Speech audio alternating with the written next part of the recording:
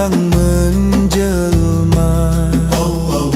Bukan sekadar takbir bergema, tetapi tanda jiwa merdeka dari belenggu diri yang lama. Aidilfitri bukan hanya diraih, tetapi disaksikan dalam hati.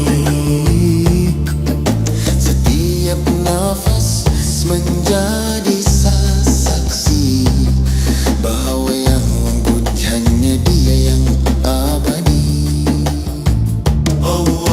Aidilfitri bukan penamat ibadah, tetapi permulaan hidup yang sudah kenal diri, kenal arah,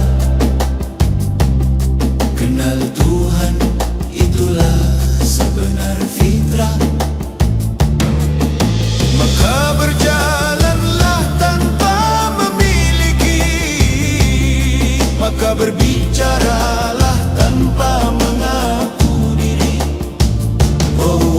Maka hiduplah dalam menyaksi bahawa segala ini bayang ilahi.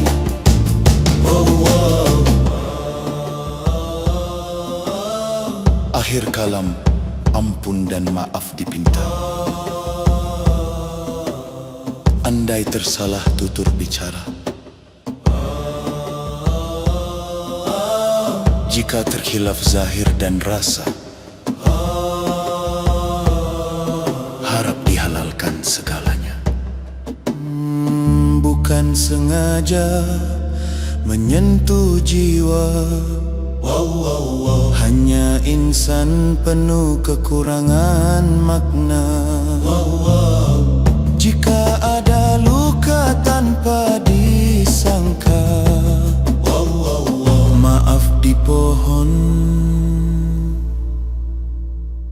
sepenuh jiwa.